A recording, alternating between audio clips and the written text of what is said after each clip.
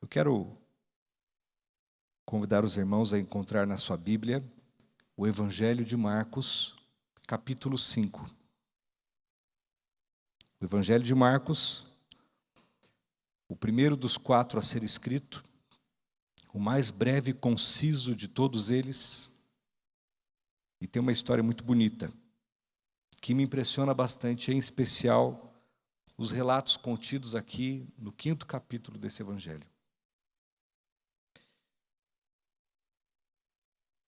Assim como você está com a Bíblia aberta em suas mãos ou em seu colo, eu quero convidar agora você a fechar os seus olhos comigo e juntos orarmos a Deus. Vamos orar. Querido Pai, nós te agradecemos pelo privilégio da vida, te agradecemos pelo privilégio de te servir e de ter esse lugar abençoado, onde tantos encontros maravilhosos nós temos marcado contigo. O Senhor jamais nos deixou sem ter a tua presença aqui dentro. E nós pedimos ela mais uma vez. Tivemos um momento de louvor inspirador, maravilhoso, e agora pedimos que a tua palavra fale aos nossos corações, aonde quer que estejamos. Em nome de Jesus. Amém. Eu estava comentando sobre o Evangelho de Marcos. Quem foi Marcos, o autor desse Evangelho? Nós temos 4 evangelhos na Bíblia, cada qual escrito com um propósito, e os evangelistas, ao escreverem o seu evangelho, movidos pelo Espírito Santo, eles tinham um público em mente. Mateus foi um apóstolo, e ao escrever seu evangelho, ele busca e sonha alcançar o povo judeu. Você vai notar que todas as tradições judaicas, o idioma hebreu, a cultura, a genealogia, trechos do Talmud aparecem no Evangelho de Mateus. O Evangelho de Mateus busca alcançar o judeu e convencê-lo de que Cristo é o Messias esperado e prometido, o filho de Davi. O Evangelho de Lucas foi escrito por um cientista, por um médico, um tanto grego, e esse jovem, com a sua mente prodigiosa, fez uma pesquisa, apesar de não ser apóstolo, ele fez uma pesquisa, um TCC, uma monografia, podemos dizer até uma dissertação de mestrado, uma tese doutoral, para tentar convencer os gregos de que Cristo era o homem perfeito, o maior sábio que já existiu.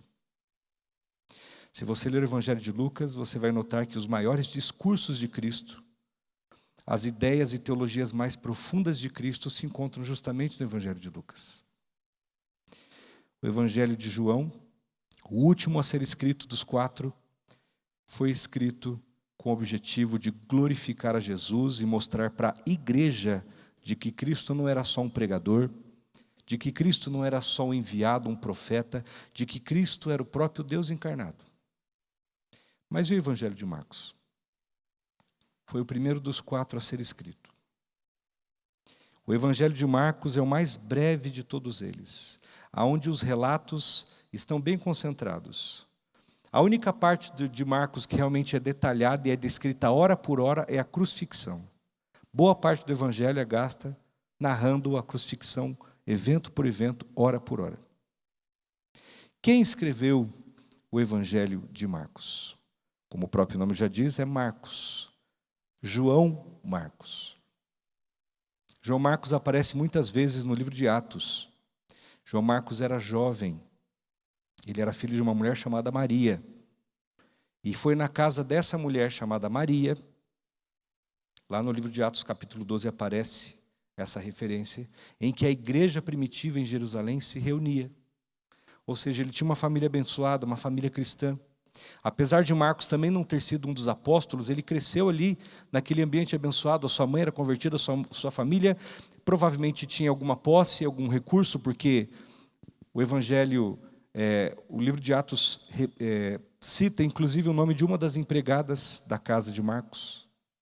Naquele tempo só tinham condições de ter empregados quem tinha alguma condição financeira.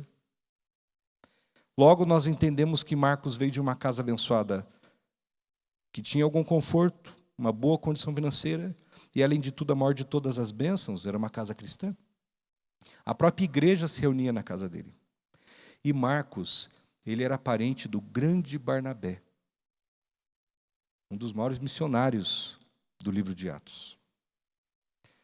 Com toda essa linhagem pródiga, nós podemos entender assim, então foi por isso que esse jovem bendito começou a escrever o Evangelho de Marcos.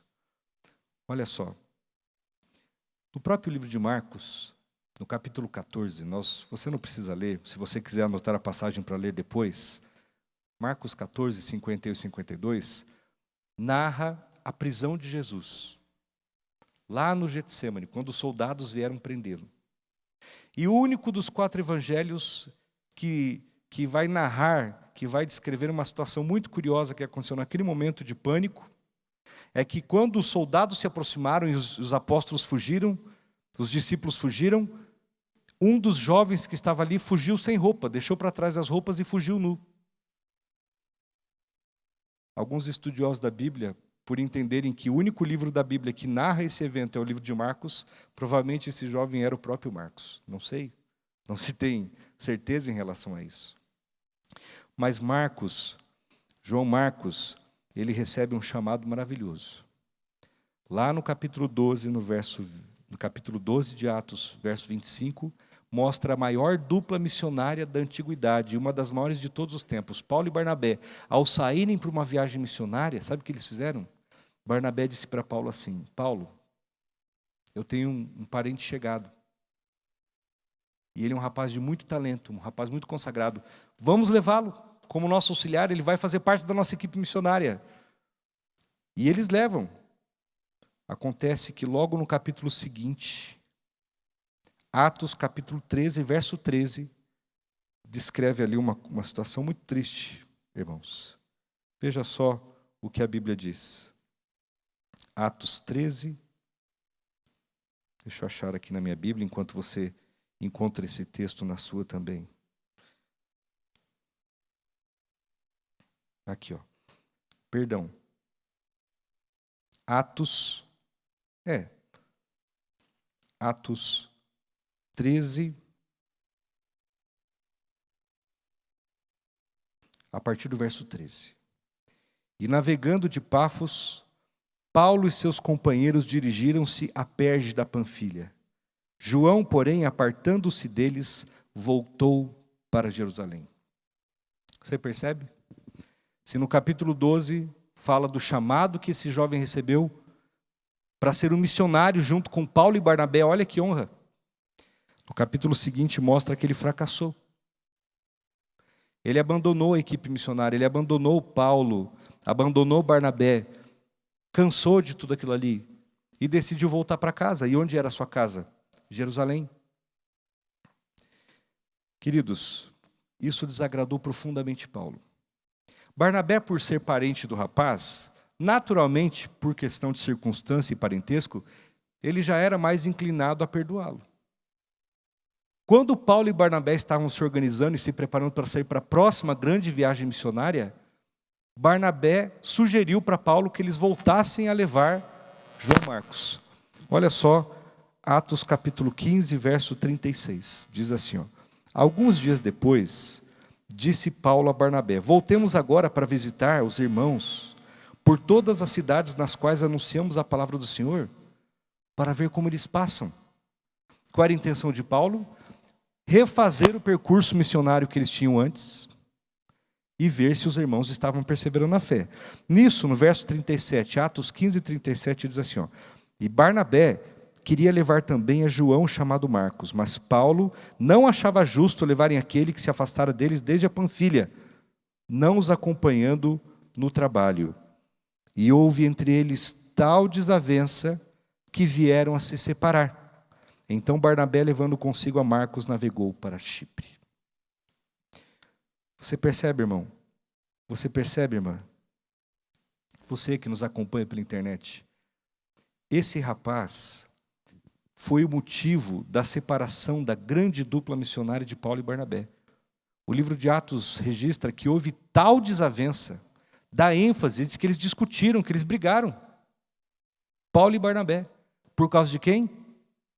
De João Marcos. Que história cheia de altos e baixos esse rapaz teve na vida. E o que isso tem a ver com o Evangelho de Marcos? Paulo, durante muito tempo do seu ministério, não quis mais saber nem de João Marcos pintado de ouro, como a gente costuma dizer. Mas João Marcos aprendeu com seus erros. Ele amadureceu na fé. Ele ajudou Barnabé. Depois de alguns anos, o apóstolo Pedro estava preso. Não muito tempo depois, ele seria martirizado. E Pedro solicita o auxílio de João Marcos. João Marcos ouve, detalhe por detalhe, do apóstolo Pedro, a história do Evangelho. E a tradição cristã diz que um dos últimos conselhos que Pedro teria dado a João Marcos, depois de contar tudo o que aconteceu, tudo que ele viu, tudo que ele testemunhou, Pedro teria dito para João Marcos: agora escreve. E é com base nesse conselho que João Marcos então escreve o Evangelho de Marcos. Veja que interessante, irmãos. O Evangelho de Marcos, na verdade, teria sido então o Evangelho de Pedro. Só que Pedro estava preso, impossibilitado de escrever. João Marcos teria sido o auxiliar literário do apóstolo Pedro. Depois de toda essa transformação incrível, depois de toda essa utilidade que João Marcos demonstrou para Deus, para a obra de Deus, Paulo ouve falar que João Marcos agora era outra pessoa.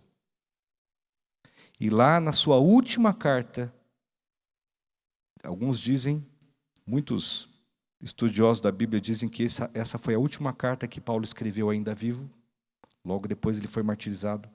Na segunda carta de Paulo a Timóteo, na verdade essa foi a quarta carta que Paulo escreveu a Timóteo, mas na Bíblia só ficaram registradas a primeira carta e a última, que nós chamamos de 1ª e 2ª Timóteo. As duas do meio não ficaram. Mas na última carta que Paulo escreve ao pastor Timóteo, lá no capítulo 4, versículo 11, está escrito assim, 2 Timóteo 4:11. Paulo dizendo para Timóteo: somente Lucas está comigo. Toma contigo Marcos e traze a mim, pois me é muito útil para o ministério. O mesmo Marcos que Paulo não queria nem saber, o mesmo Marcos que Paulo se recusou a levar numa viagem missionária anos depois de ter dado provas da sua mudança, da sua transformação, o mesmo Paulo é obrigado a reconhecer que agora aquele Marcos, já mais velho, mais maduro, mais espiritual, havia se tornado muito útil para o próprio ministério de Paulo, exatamente nos últimos anos que Paulo teria de vida, nos últimos meses que Paulo teria de vida. Sabe por que eu contei toda essa história do Evangelho de Marcos e de Marcos para você? Porque o Evangelho de Marcos é o Evangelho da segunda chance. E esse é o tema da mensagem dessa noite. O Deus da segunda chance. Marcos teve uma segunda chance. O apóstolo Pedro, que contou a história para ele, teve uma segunda chance. E se você olhar e ler as histórias aqui descritas, você vai perceber que nenhum outro dos quatro evangelhos, a segunda chance é tão enfatizada. Casos sem esperança nenhuma, casos em que não havia mais para onde ir, Deus fazia alguma coisa. Observe, por exemplo, no início do capítulo 5, a primeira história. Vou ler aqui para nós. Você pode me acompanhar aí na sua Bíblia. Você que está aqui na igreja e você que nos acompanha também pela internet. Acompanhe a leitura bíblica numa Bíblia como essa, impressa em papel, numa Bíblia no seu tablet, no seu celular, mas acompanhe a leitura. Marcos capítulo 5, verso 1 diz assim: Entre mentes, chegaram a outra margem do mar, à terra dos Gerazenos. Ao desembarcar, logo veio dos sepulcros a seu encontro um homem possesso de espírito imundo, o qual vivia nos sepulcros e nem mesmo com cadeias alguém o podia prender. Porque tendo sido muitas vezes preso com grilhões e cadeias, as cadeias foram quebradas por ele e os grilhões despedaçados, e ninguém podia subjugá-lo. Andava sempre de noite e de dia, clamando por entre os sepulcros, e pelos montes, ferindo-se com pedras. Quando de longe viu Jesus, correu e o adorou, exclamando com alta voz: Que tenho eu contigo, Jesus, Filho do Deus Altíssimo? Conjuro-te por Deus que não me atormentes. Porque Jesus lhe dissera: espírito imundo, sai deste homem. Perguntou-lhe: qual é o teu nome? Respondeu ele: Legião é o meu nome, porque somos muitos. E rogou-lhe encarecidamente que não os mandasse para fora do país. Ora, pastava ali pelos montes uma grande manada de porcos, e os espíritos imundos rogaram a Jesus, dizendo: manda-nos para os porcos, para que entremos neles. Jesus o permitiu. Então, saindo os espíritos imundos, entraram nos porcos, e a manada, que era cerca de 2.000 porcos, precipitou-se despenhadeiro abaixo para dentro do mar, onde se afogaram. Os porqueiros fugiram e anunciaram nas cidades e nos campos. A primeira história, a Bíblia diz que Jesus, naquela manhã, chegou para o seu grupo de apóstolos e disse assim: vamos entrar no barco, vamos lá para a terra dos Gerazenos. Atravessaram o mar da Galileia, uma travessia. Lembre-se que é uma época que não havia motores a diesel, motores a combustível, motores elétricos. Era uma travessia que dependia ou da força dos remos ou da força do vento. Eles chegaram no outro lado. Agora imagine a cena. Os apóstolos não estavam preparados para a cena que eles iriam testemunhar instantes depois. Chegaram do outro lado, Jesus e eles começaram a caminhar, margem adentro, terra adentro. E a Bíblia diz que por entre os sepulcros veio gritando ao seu encontro esse homem aqui. Legião. Preste atenção e tente usar a imaginação para imaginar, para tentar conceber em que estado estava esse homem. Eu não sei se você já viu alguém possuído por espíritos imundos. Infelizmente, eu já tive essa triste realidade diante dos meus olhos, mais de uma vez. É uma cena aterradora, é uma cena triste.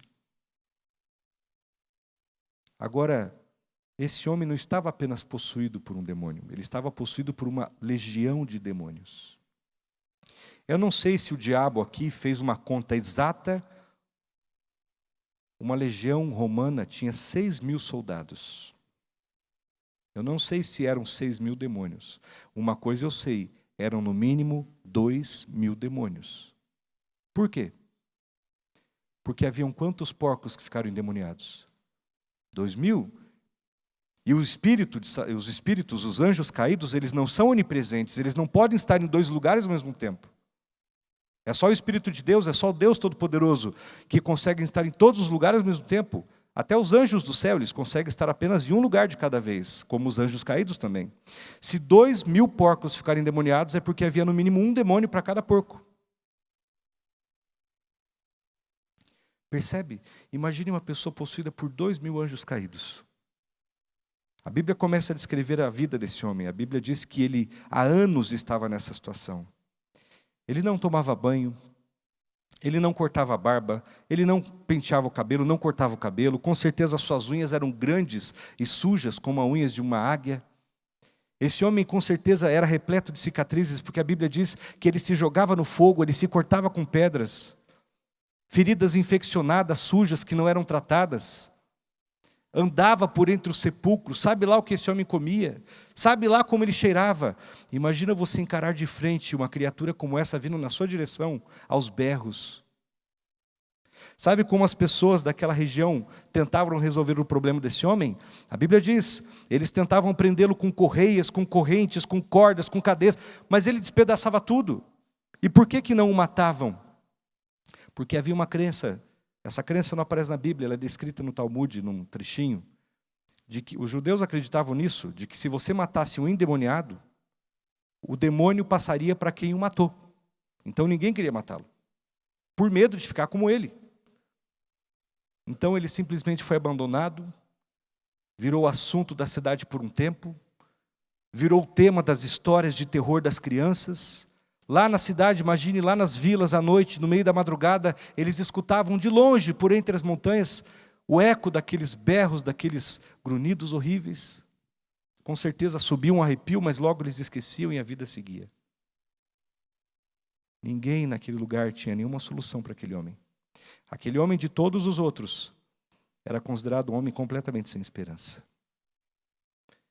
Eu não sei, a Bíblia não descreve isso, mas na minha pobre imaginação, eu imagino que quando os apóstolos olharam aquilo, eles voltaram correndo para o barco, em pânico, fugindo daquele homem.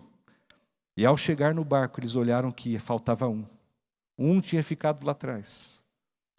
Um daquele grupo havia ficado exatamente no mesmo lugar onde estava quando aquela cena horrível começou. Quem era? Jesus Cristo. Jesus calmamente permaneceu olhando para aquele homem, e mesmo o poder de 2.000 anjos caídos, 2.000 demônios, não conseguiram ficar em pé diante do Filho de Deus. Amém? Eles caíram de joelhos e começaram a rogar, implorar por misericórdia, porque aqueles 2.000 demônios, ou 6.000 demônios, ou milhares de demônios, reconheceram que diante deles estava alguém muito mais poderoso do que todos eles juntos. E Jesus pergunta: qual é o teu nome? Mas Jesus não perguntou para o diabo. Jesus estava perguntando para aquela pobre alma que estava aprisionada por tantos demônios. Jesus não conversa com o diabo. Jesus não tem nada para falar com o diabo. É interessante que às vezes na Bíblia o silêncio de Deus diz mais do que as suas palavras. Infelizmente, aquele homem estava tão possuído que a mente dele não recobrou consciência, não recobrou controle. O diabo metido respondeu por ele. E Jesus expulsa liberta aquele homem, expulsa para aqueles porcos. Os porcos, agora, se uma pessoa endemoniada já é uma coisa horrível, já imaginou um porco endemoniado? Porco é um animal silencioso. Porco é um animal discreto, elegante. Você já viu um porco morrer? Já ouviu? É pavoroso. Eu morei em Rondônia, numa época da minha vida, a gente morava numa chacrinha, e lá na chácara dos fundos tinha um rapaz lá que criava porcos. E lá, algumas vezes por ano, ele resolvia matar os porcos. Gente, eu tinha cachorros grandes, bravos, que cuidavam da nossa chácara lá. Eles saíam correndo e se escondiam debaixo da minha cama quando eu escutava os porcos morrendo, de medo. Tamanho era o escândalo que esses bichos faziam. O cordeiro morre silenciosamente. O porco morre gritando. Agora, note que interessante. Por que Jesus... Em outro evangelho, o evangelho de Lucas, mostra que um pouco antes desse dia, Jesus havia multiplicado os pães e peixes para mais de 5.000 homens. E no final da multiplicação, Jesus dá uma ordem para os discípulos. Qual foi? Recolham todos os pedaços que sobraram para que nada se perca. E juntaram ali 12 cestos de pães. E Jesus levou para a viagem. E com certeza alguns daqueles cestos voltou para casa com o rapaz que levou os 5 pães e 2 peixinhos. Jesus disse para que nada se perca. E agora Jesus desperdiça quase 2.000 toneladas de carne? Faz sentido isso para você? Você que nos acompanha pela internet, pense um pouco. Jesus não permitiu que alguns pedaços de pães e peixes fossem desperdiçados. E agora, por ordem dele, mais de 2.000 toneladas de carne são lançadas no mar e perdidas. Por quê? Porque para Jesus, pão e peixe era alimento, porco não. A Bíblia diz que os porqueiros ficaram apavorados com a cena. Foram para a cidade, correram, anunciaram. E sabe qual foi a reação dos homens daquela cidade?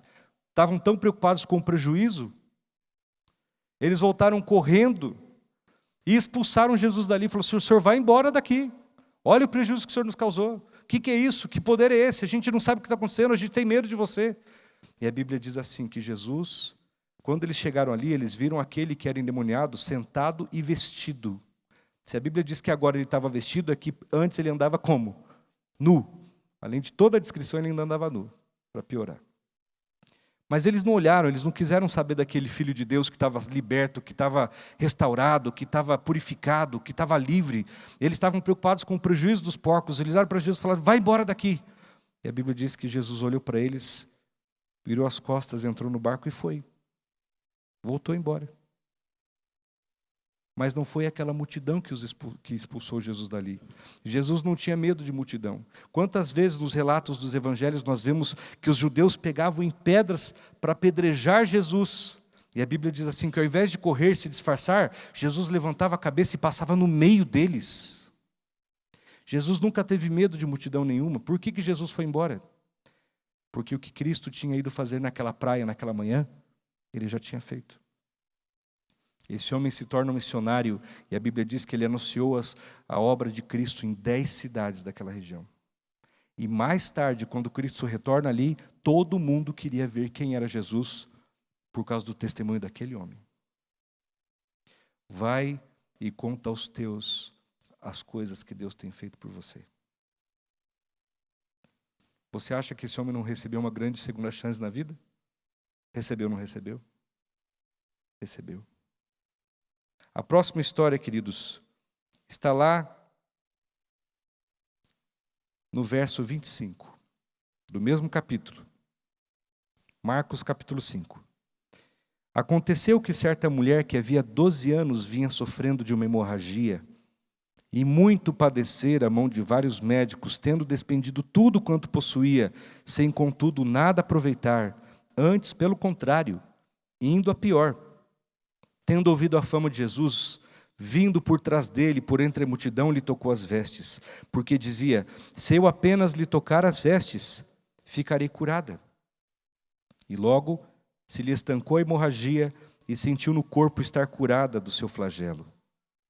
Jesus, reconhecendo imediatamente que dele saíra poder, virando-se no meio da multidão, perguntou, quem me tocou as vestes? Respondeu-lhe seus discípulos, vês aqui a multidão te aperta e dizes, quem me tocou? Ele, porém, olhava ao redor para ver quem fizera isso. Então, a mulher, atemorizada e tremendo, cônscia do que nela se operara, veio, prostrou-se diante dele e lhe declarou toda a verdade. E ele lhe disse, filha, a tua fé te salvou. Vai em paz e fica livre do teu mal. Essa é uma outra história extraordinária de segunda chance no mesmo capítulo. A Bíblia diz que Jesus estava indo naquele dia na casa de um homem chamado Jairo. Um homem, um dos chefes da sinagoga, um homem importante, um homem temente a Deus, um homem justo, que estava completamente desesperado porque sua filha estava adoecendo e nenhum médico conseguia curá-la, conseguia salvá-la, e ele percebeu que ela iria morrer. Ele estava com pressa, ele estava aflito, ele estava tentando apressar Jesus ali, mas no caminho aparece essa mulher, uma mulher que a Bíblia não diz o nome, mas a Bíblia conta a sua história. Essa mulher padecia, fazia 12 anos, de uma hemorragia, em algumas versões, talvez a sua aí, fluxo de sangue. Que doença é essa? Imagine que uma mulher entre, como acontece mensalmente ali, no seu período, no seu ciclo menstrual. Ciclo menstrual, para uma mulher saudável, tem os seus dias, termina, a vida continua. Para essa mulher não terminou. Ela continuou perdendo sangue, dia após dia, semana após semana, mês após mês, durante 12 anos. Eu conheci uma jovem que teve uma doença como essa, e olha, eu fui visitar ela no leito de um hospital, porque fazia 3 meses apenas que ela ficou assim, ela quase morreu. É impressionante o que acontece com o corpo de uma pessoa que começa a perder sangue nessa quantidade, e com essa frequência. Essa minha amiga, ela começou a perder as unhas, os dentes amoleceram todos, alguns caíram, o cabelo perdeu a cor, os olhos amarelaram, a pele ficou totalmente uma cor acinzentada.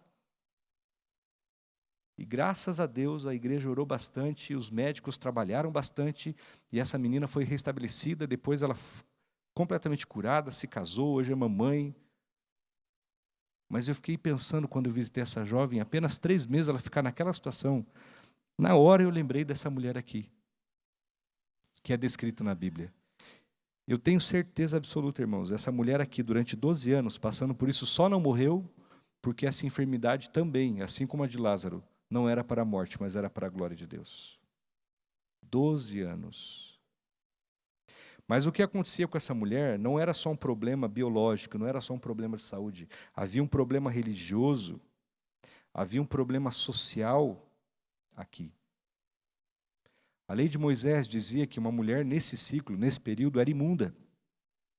Tudo que ela tocasse se tornava imundo, o local que ela sentasse se tornava imundo. E quem a tocasse também se tornava imundo. Você percebe? A quantidade de restrições que essa mulher teve de passar na vida. Eu não sei se essa mulher era rica ou pobre, eu só sei que ela ficou pobre, e muito pobre. Porque tudo que ela tinha, ela gastou na esperança de ser curada, e não adiantou. Agora, além de doente, ela era pobre. Muito pobre. Eu não sei se essa mulher tinha família, se ela era esposa de alguém, se era mãe de alguém, eu só sei que ela teve que ficar sozinha. Ela teve que se afastar da família. As pessoas, os amigos tiveram que se afastar dela. Ela passou anos e anos ouvindo que ela era uma pecadora e que aquilo ali era um castigo de Deus. Durante 12 anos ela foi proibida de frequentar uma sinagoga, frequentar o templo, frequentar qualquer lugar sagrado, porque agora ela era imunda. Você já imaginou você ser proibido durante 12 anos de não vir na escola sabatina? Já imaginou alguém chegar para você e falar assim, ó, você está proibido de pisar numa igreja pelos próximos 12 anos? Como que ia ficar a sua cabeça? Como que ia ficar a sua fé? Uma vez eu vi o relato de um missionário que ele era médico e missionário, e ele foi trabalhar na Índia. Uma região muito pobre do sul da Índia, onde haviam muitos leprosos. E ele foi justamente para tratar desse pessoal. E ele tinha uma enfermeira que falava o dialeto local e falava o inglês, e ele se comunicava com ela em inglês e ela traduzia para os pacientes. Ela era intérprete, tradutora e enfermeira dele. E numa das tardes, ele atendendo uma pessoa, já em estágio bem avançado de lepra, ele examinou, mas viu que ainda tinha cura, ainda tinha reversão e tal, e ele tocou no ombro daquele homem assim, sentado, e disse assim, não se preocupe, nós vamos curar você. E a enfermeira traduziu, e esse missionário conta assim, que naquele momento o homem desabou a chorar. Chorou como criança. E ele falou assim, nossa, que bonito, ele ficou emocionado, né? Quem sabe achava que ia morrer, e agora ouviu que vai ser curado, mas o homem não parou de chorar. E o missionário ficou preocupado e falou assim, você traduziu direito o que eu falei? Você falou que ele vai morrer ou que ele vai viver? Ela falou, não, eu falei que ele vai viver, mas eu acho que ele entendeu que ele vai morrer, ele não para de chorar. Traduz de novo. Ela traduziu de novo e perguntou, por que você está chorando? Você está feliz porque vai ser curado? E olha só o que aquele homem respondeu. Ele disse assim, eu estou chorando porque faz 3 anos que nenhum ser humano me toca.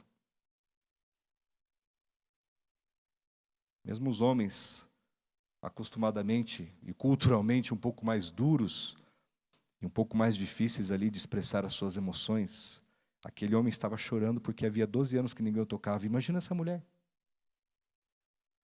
O homem, 3 anos, ficou naquele estado. E essa mulher que fazia 12 anos que ninguém tocava. Eu tenho certeza que ela aprendeu a ter medo, ela aprendeu a ter pânico de gente. Se ela ousava pôr os pés na rua, com certeza ela se cobria, se disfarçava, ficava quase com uma burca, só com os olhos de fora para não ser reconhecida. E naquele dia a Bíblia diz que ela ouviu a fama de Jesus, e ela ouviu dizer que nas mãos desse homem, casos completamente sem esperança nenhuma tinham solução. Ela já havia buscado essa segunda chance na família, não tinha, na sociedade, na igreja, no templo, nos médicos, não tinha chance para ela, mas quem sabe com Jesus ela teria. E ela tomou coragem, quem sabe reuniu as últimas gotas de força e energia que ela tinha no corpo, deve ter se coberto com panos, com lenços, com lençóis, e com, sei lá com o quê. E ela ficou num ponto e ela viu a multidão se aproximando e ela falou, é agora ou nunca. É tudo ou nada. Jesus passou, ela esticou a mão por entre a multidão, imagina o esforço. Tocou nas vestes de Jesus. Aí, irmãos, o que essa mulher não esperava, ela tinha fé e ela sabia que ela se curava, mas ela não fazia ideia do que aconteceria depois. A Bíblia diz que Jesus parou e perguntou assim, ó, quem me tocou? Os apóstolos acharam que ele estava brincando. Que é isso, Senhor? Que pergunta é essa? Está todo mundo aqui te pegando, te empurrando, te tocando, te puxando. Todo mundo quer te levar para um lugar, para o outro. Que pergunta é essa? Quem me tocou? E a Bíblia diz que Jesus ficava esperando, olhando ao redor para ver. Sabe, queridos, Jesus aqui na terra, ele foi 100% homem, mas ele nunca deixou de ser 100% Deus. Todos os dias, nas suas madrugadas de oração, o Espírito Santo dizia a ele, detalhe por detalhe, de tudo o que aconteceria naquele dia. Quando as pessoas chegavam perto dele, ele já sabia toda a história da vida delas. Ele olhava para elas, sabia tudo o que poderia se saber sobre alguém. Ele sabia o nome dela, ele sabia a história dela, ele sabia tudo sobre ela. Por que ele pergunta? Já parou para pensar que todas as perguntas que Deus faz na Bíblia, ele já sabe a resposta? Por que ele pergunta, então? As perguntas de Deus sempre têm um porquê. Eu penso que Jesus perguntou quem me tocou, não porque Jesus não soubesse, mas porque Jesus é um cavalheiro. Jesus, melhor do que ninguém, soube tratar uma mulher nessa terra. E nós, homens, temos muito que aprender com ele. Ele poderia ter exposto o caso daquela mulher. Poderia. Ele poderia ter olhado para a mulher, só feito um sinalzinho, uma piscadinha, falado, estou sabendo. Mas ele sabia o pânico que aquela mulher tinha de gente. Ele sabia a dor que aquela multidão já havia causado no coração dela. E ele não quis expor aquela mulher. Sabe o que eu leio nas entrelinhas dessa pergunta de Jesus aqui, quem me tocou? Nas entrelinhas, Jesus está dizendo assim, filha, eu sei quem é você, eu sei o que aconteceu, mas eu respeito você. Você se revela se você quiser. Se não, você segue para o teu lado, eu sigo para o meu. Jesus colocou a decisão nas mãos dela. Olha que bonito isso, gente. Que extraordinário o jeito que Jesus tratava as mulheres, né? Com que respeito, com que carinho, com que honra Jesus tratou todas as mulheres, as crianças, os idosos que se aproximaram dele. Mas a Bíblia diz que ela, tremendo, consciente do que havia acontecido, ela se aproximou dele, se ajoelhou e contou toda a verdade. Porque quando Cristo faz algo tão grande na vida de alguém, essa pessoa não consegue ficar em silêncio, ela fala. E ela tem que falar, e ela falou. E aí vem a coisa mais extraordinária, na minha opinião, nessa história. O que Jesus fala para ela depois. Imagino que Jesus deve ter pego a mãozinha dela assim, olhado no fundo dos olhos dela e disse assim, ó, filha, a tua fé te salvou. Uma mulher que nos últimos 12 anos foi desprezada, foi humilhada, foi rejeitada. Ouve dos lábios de Cristo que ela era o que dele? Filha. Agora ela não era mais qualquer uma, ela era filha do rei. Jesus cura a vida dela, Jesus cura o corpo dela, mas Jesus também cura o coração dela. A última história, e essa é bem breve, e com ela nós vamos terminar. Recomeça, porque ela já tinha começado antes desse evento da mulher, mas ela retorna aqui. E eu imagino que Jairo ali desesperado, vendo toda aquela cena e achando tudo aquilo muito bonito, mas ao mesmo tempo o desespero dele como pai, falou, tá bom, o Senhor já curou, que maravilha, que fé bonita essa menina, agora vamos, podemos voltar para o nosso assunto aqui? Eu ainda tenho uma filha doente. E a Bíblia diz assim, ó, a partir do verso 35, falava ele ainda, quando chegaram alguns da casa do chefe da sinagoga, quem disseram, tua filha já morreu, por que ainda incomodas o mestre? Mas Jesus, sem acudir a tais palavras, disse ao chefe da sinagoga, não temas, crê somente. Contudo, não permitiu que alguém acompanhasse, senão Pedro e os irmãos Tiago e João. E chegando à casa do chefe da sinagoga, viu Jesus o alvoroço, os que choravam, os que o pranteavam muito. Ao entrar, lhes disse, por que estáis em alvoroço e chorais? A criança não está morta, mas dorme. E riam-se dele. Tendo ele, porém, mandado sair todos, tomou o pai e a mãe da criança e os que vieram com ele e entrou aonde ela estava. Tomando-a pela mão, disse: Talitá, cumi, que quer dizer, menina, eu te mando, levanta-te. Imediatamente a menina se levantou e se pôs a andar, pois tinha 12 anos. Então ficaram todos sobremaneira admirados. Mas Jesus ordenou que lhes expressamente a ninguém contassem o que havia acontecido. E mandou que dessem de comer à menina. Você sabe que a experiência do homem endemoniado era uma experiência completamente sem esperança, mas ele ainda estava vivo. A experiência da mulher que passou sofrendo por uma hemorragia 12 anos, ela era sem esperança. Os médicos da época não puderam fazer nada por ela. Ela só estava piorando, mas ela ainda estava viva. Nós temos um ditado que diz assim: enquanto há vida, há esperança. Para que não reste dúvida a nenhum leitor do Evangelho de Marcos, de todas as épocas, de todos os séculos, todas as pessoas na história da humanidade que já precisaram de uma segunda chance, para que não reste dúvida para nós que em Cristo nós realmente temos uma segunda chance. Não apenas uma segunda chance improvável, mas sim uma segunda chance impossível. Depois de curar o endemoniado, depois de curar uma mulher doente, 12 anos, Jesus agora se depara com aquilo que não tem mais remédio: a morte. E a Bíblia diz que Jesus estava ali com Jairo. Quando Jairo estava tomando o braço de Jesus para levá-lo de novo, vieram os homens da própria casa dele, os homens da própria sinagoga. Quantas vezes a gente está passando por um problema e a gente é desanimado pelas pessoas da nossa própria casa? Quantas vezes a gente está passando por um problema e as vozes de mais desânimo vêm de dentro da nossa própria igreja?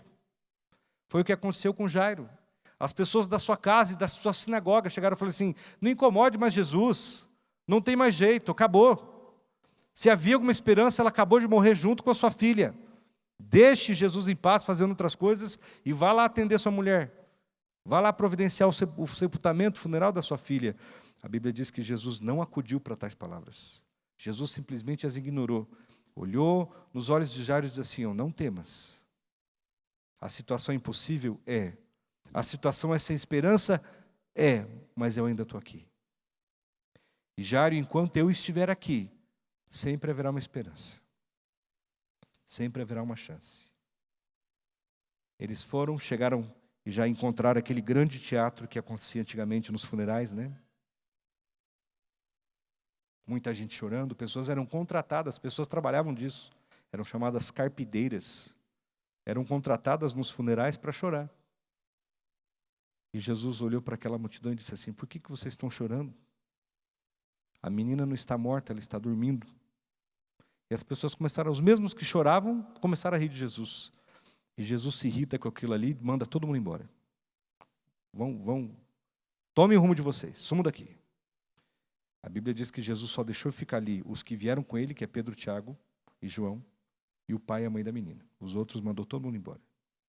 Aquelas pessoas que estavam rindo de Jesus não eram dignas de presenciar o milagre que aconteceria ali. Jesus entra na casa, pega a mão da menininha. Isso me toca o coração, queridos, porque eu sou pai de uma menininha de 7 anos, que é a minha vida, é o meu mundo. E quando eu vejo a história de Jairo, eu imagino o desespero que esse homem passou. E Jesus pega a mãozinha daquela menininha e diz assim: menina, levante. E aí ela faz o que toda criança de 12 anos sabe fazer melhor: se agita, se enche de vida. O autor da vida devolve a vida àquele corpinho ali, e ela já começa a andar pela casa, e já começa a tagarelar e falar. E Jesus olha para os pais dela e fala assim: ó, prepare um lanche para essa menina aí que ela está com fome. Deem a ela de comer. Queridos, se de tudo que eu falei aqui essa noite, você sair apenas com uma coisa em mente, que seja isso: ó, Jesus é o Deus da segunda chance.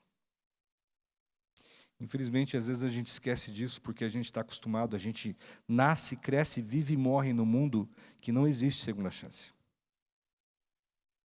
Nas empresas onde a gente trabalha não existe segunda chance. Muitas vezes no casamento não existe segunda chance. No relacionamento, no namoro, no noivado. Não existe segunda chance de entregar aquele trabalho atrasado na faculdade. Não existe muitas vezes uma segunda chance de recuperar a nota perdida, recuperar um ano perdido. Não existe segunda chance de você correr menos para evitar um acidente depois que o acidente já aconteceu. Quantas são, cada vez que a gente sonha e fala assim, como eu gostaria de fazer isso de novo, como eu gostaria de uma segunda chance. O mundo olha na nossa cara e diz, não.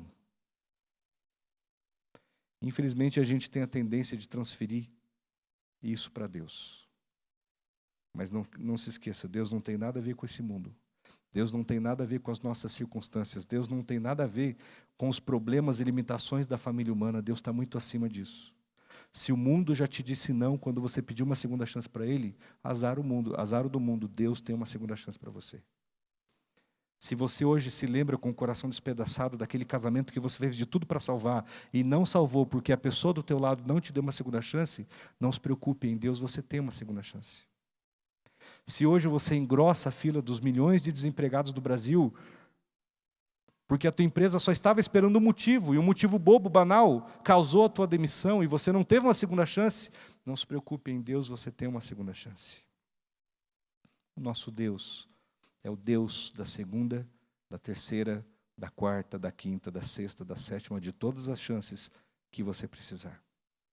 Desde que você o busque de todo o seu coração. Desde que você se ajoelhe diante dele como fez o endemoniado. Desde que você o busque por entre o ruído e o barulho da multidão com todas as tuas forças, como fez aquela mulher doente. Desde que você o acompanhe e apresente a ele todos os seus problemas e o leve para dentro da sua casa, como fez Jairo. Deus é o Deus da segunda chance. Quem aqui gostaria de dizer essa noite, meu Deus, o Senhor sabe como a minha vida tem sido difícil, o Senhor sabe como a minha vida tem sido sofrida, mas eu preciso de uma segunda chance para recomeçar, não as coisas que acabaram, que o mundo levou, mas as coisas que o Senhor tem para mim, as coisas que o Senhor quer me dar. Nós vamos ter uma mensagem musical, é isso? Eu quero deixar esse momento para você falar em silêncio com Deus. Uma mensagem musical, um louvor congregacional ou apenas o silêncio, para que você fale com Deus e fale para Ele qual é a segunda chance que você está precisando. Após isso, nós teremos a oração final. Fale com Deus nesse momento.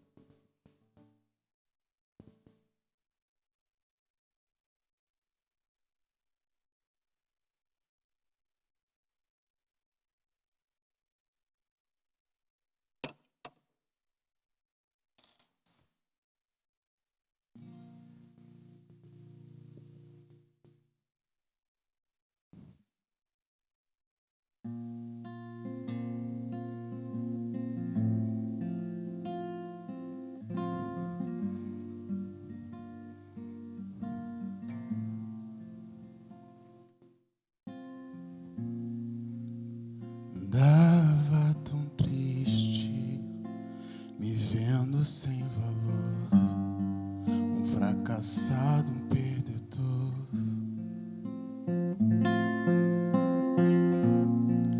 Em um mundo tão vácuo de conquistas e vitórias, esquecido na história,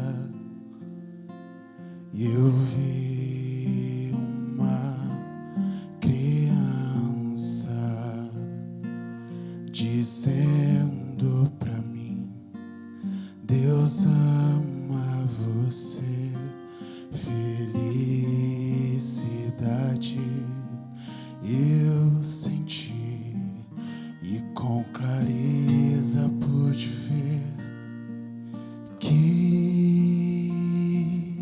é Deus quem me chama pra dizer que eu sou um vencedor, indiferente de conquistas e derrotas.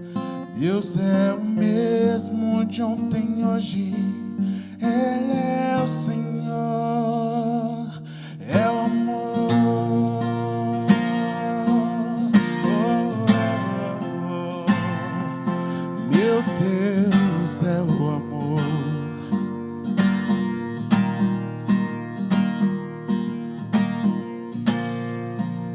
Você que está cansado de viver na solidão, Jesus é solução.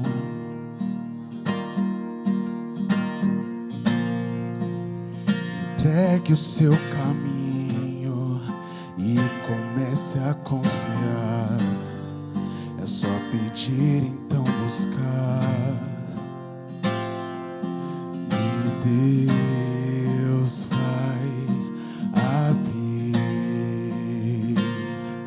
seus olhos para você enxergar os sonhos que Ele tem pra ti. São grandes, não tem como se medir. É Deus quem te chama pra dizer que você é um vencedor, indiferente de conquistas e derrotas. Deus é o mesmo de ontem, hoje. Ele é o Senhor, é o amor.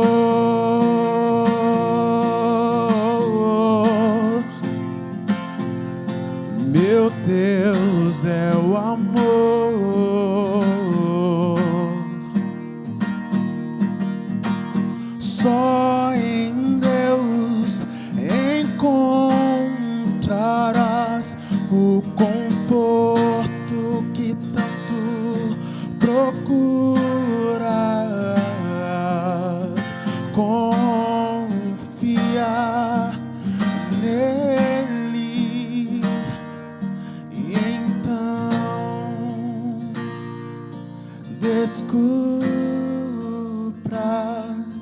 que é Deus quem te chama pra dizer que você é um vencedor, indiferente de conquistas e derrotas. Deus é o mesmo de ontem, hoje. Ele é o Senhor, é Deus quem te chama pra dizer que você é um vencedor, indiferente de conquistas e derrotas.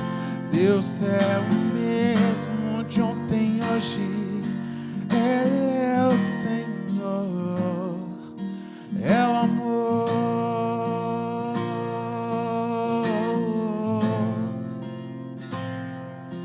Meu Deus é o amor.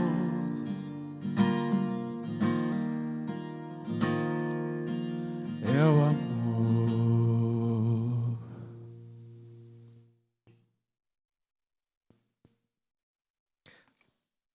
Vamos ficar em pé.